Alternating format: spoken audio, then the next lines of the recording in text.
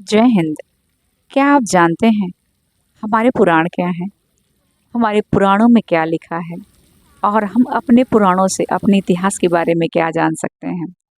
और इतिहास के कौन से वो पहलू हैं जिनके बारे में केवल और मात्र हमारे पुराण ही हमें जानकारी प्रदान करते हैं?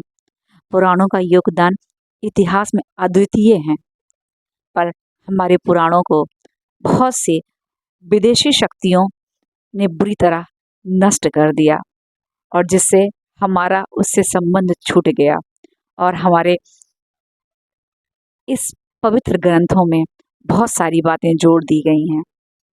आइए आज हम जानते हैं उन सभी रहस्यों को, इतिहास के उन अनसुलझे अनछुए पहलुओं को जो हमें हमारे इतिहास से रूबरू कराते हैं। आइए हम अपने पुराणों की अहमियत और महत्वता के बारे में जानते हैं। हमारे पुराणों पर मध्यकाल से ही विवाद होता आया है। अंग्रेज काल में अंग्रेजों ने इसे अप्रामाणिक ग्रंथ कहना शुरू कर दिया, जिसका अनुसरण हमारे बाद के कुछ इतिहासकारों ने भी किया और कहते हैं इसी दुष्प्रचार के चलते ही आर्य समाज के लोग भी इसको मिथ ही मानते हैं। दरअसल अंग्रेजी के मिथ शब्द के कारण बहुत सारी भ्रांतियां फैल गईं। इसी शब्द के कारण पुराणों को अप्रामाणिक माना जाने का प्रचलन चल पड़ा। पुराण का शब्द का अर्थ पुरातन से है। पुरातन का अर्थ होता है प्राचीन।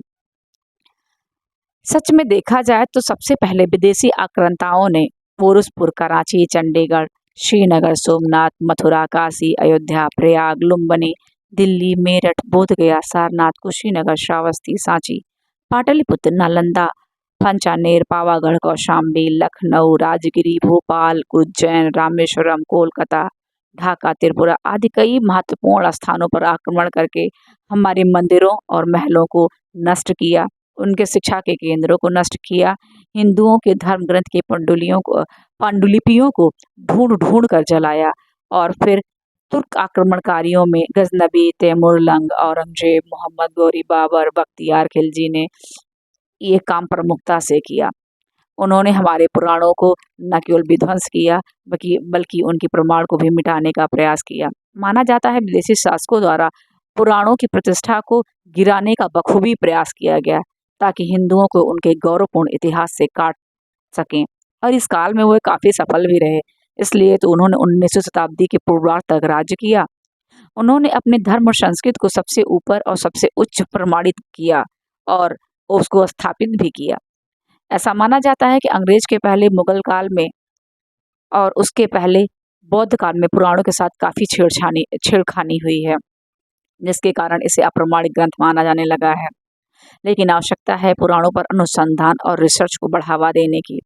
पुराणों में यह बात लिखी हुई है कि भारत के प्राचीन इतिहास का गौरव क्या है। आप उस गौरव को जानकर हैरान रह जाएंगे। अंग्रेजों ने बुद्ध के पूर्व के इतिहास को पूर्णतः भारत से काटकर अलग कर दिया है, और आज स्कूलों और कॉलेजों में भी भारत के इतिहास की शुरुआत बौद्ध काल से मानी जाती है। इसके पूर्व बस हम सिंधु घाटी सभ्यता तक ही सीमित है, पर आज भी यही शिक्षा चली आ रही है, जबकि देश में 30,000 साल पुरानी सभ्यता के अवशेष मौजूद हैं। सिंधु घाटी से पहले मध्य प्रदेश के नेमावर से बड़वानी क्षेत्र तक विश्व की सबसे प्राचीन सभ्यता फैली थी, जिसे अवशेष आज भी पाए जाते हैं।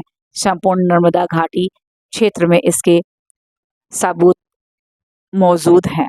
खैर, इन सब बातों को तुलना देते हुए आइए जानते हैं पुराणों का महत्व क्या है, पुराण कितने हैं और किन्होंने लिखा है, उनसे हमें ऐतिहासिक कौन कौन सी जानकारियाँ प्राप्त होती हैं। पुराण कितने हैं? पुराणों की संख्या 18 बताई गई है। विष्णु पुराण, पद्म पुराण, ब्रह्म पुराण, शिव पुराण, भागवत पुराण, नारद पुराण, मार्कंडेय पुराण, अग्नि पुराण, भविष्य पुराण, ब्रह्मवैवर्त पुराण, लिंग पुराण, 12 पुराण, स्कंद पुराण, वामन पुराण, कुर्म पुराण, मत्स्य पुराण, गरुड़ पुराण और ब्राह्मण पुराण। कई उप पुराण भी हैं। पुराण किसने लिखे हैं? पुराण शब्द पुरा एवं अण शब्दों की संधि से बना हुआ है। पुरा का अर्थ है पुराना और प्राचीन, अण का अर्थ होता है कहना या बतलाना। सवाल यह उठता है कि ये पुराण किसने कहे, किसने लिखे और ये कितने हैं? यह पुराण कई वेद व्यासों द्वारा लिखे गए हैं। ये वेद व्यास एक नहीं है। एक वेद व्यास परशुराम के बाद और राम के पहले हुए, दूसरे वेद व्यास भगवान कृष्ण के समय में हुए। पहले वेद व्यासों ने वेदों को पुनः स्थापित किया। दूसरे वेद व्यास ने महाभारत और कुछ पुराण सहित अनेक ग्रंथ लिखे। पुराणों के अनुसार 27 वेद व्यास हो चुके हैं। कृष्ण के समय के पराशर मुनि के पुत्र को 28वां वेद व्यास माना जाता है, जिनका नाम कृष्ण द्वैपायन था और पहले वेद व्यास विष्णु का अवतार कहे जाते हैं। कहते हैं संसार की रचना पहले करते समय ब्रह्मा ने एक पुराण की रचना की थी, जिसमें 1 अरब श्लोक थे। बाद में इन पुराण को वेद व्यासों ने समय समय पर कई भागों में भी बांट दिया और बाद में ये 18 पुराणों में बांटे गए, जिनमें 4 लाख श्लोक हैं। 18 पुराण महर्षि वेद व्यास ने लिखे। वेद व्यास मुनि पराशर के पुत्र थे और कौरवों के पिता थे। लेकिन यहाँ यह भी जानना जरूरी है कि सभी पुराण एक ही वेद व्यास द्वारा नहीं लिखे गए हैं। उनमें से कुछ पुराण अन्यों ने भी लिखे हैं। जैसे विष्णु पुराण को उनके पिता श्री पराशर मुनि ने लिखा, तो उप पुराणों को समय समय पर अन्य ऋषियों ने लिखा। यद्यपि इसमें से तो कुछ पुराण बौद्ध काल और मध्यकाल में भी लिखे गए हैं, जैसे ब्रह्मवैवर्त पुराण और भविष्य पुराण। पुराणों को 5वां वेद भी कहा जाता है, क्योंकि इसका उल्लेख छंदोग्य उपनिषद में भी मिलता है। इससे सिद्ध होता है कि प्राचीन काल में वेदों के साथ पुराण भी प्रचलित थे। पुराणों का एक सत्य और है, पुराणों में ब्रह्मा, मत्स्य, विष्णु, ब्रह्मांड आदि सब पुराणों में ब्रह्म पुराण पहला कहा जाता है। शोधकर्ता पुराणों में सबसे पुराना पुराण ब्रह्म पुराण, विष्णु पुराण को मानते हैं, क्योंकि पुराणों के 5 लक्षण भी हैं जो उन पर बिल्कुल सटीक बैठते हैं। इनमें सृष्टि की उत्पत्ति, लय, मनवंतर, भारत आदि खंड, सूर्य आदि लोकों, वेदों की शाखाओं तथा वेद व्यास द्वारा उनके भूभाग, सूर्यवंश, चंद्रवंश का वर्णन मिलता है। और पुराणों में कलिकाल के राजाओं में मगध के मौर्य राजाओं, गुप्त वंश के राजाओं तथा का भी उल्लेख मिलता है। इससे सिद्ध होता है कि यह या तो बाद में लिखे गए या तो बाद में इनमें वंशावलियां जोड़ी गई हैं। सभी पुराणों में सबसे प्रसिद्ध पुराण श्रीमद् भागवतम पुराण है, जो 12 स्कंदों में बटा हुआ है, जिसमें भगवान कृष्ण का और उनकी लीलाओं का भरपूर वर्णन मिलता है। कुछ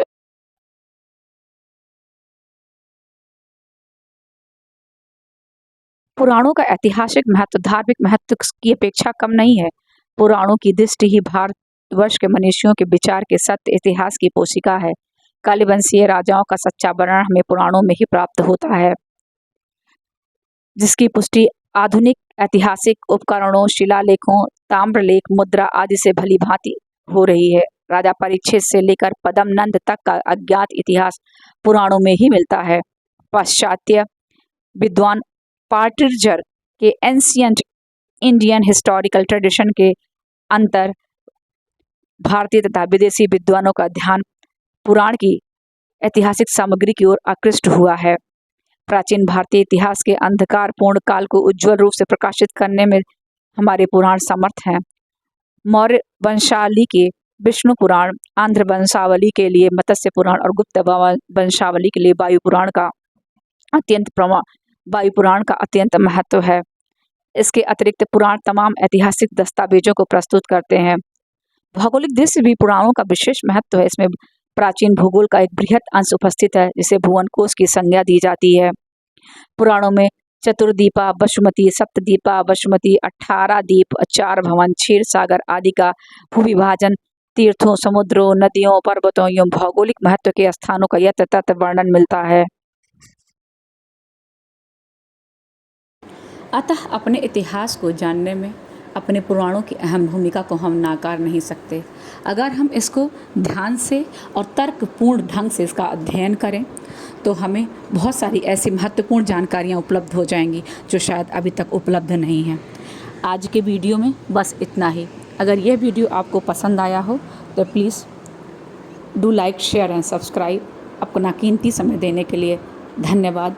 हौसला अफजाई के लिए धन्यवाद। मिलते हैं अगले वीडियो में।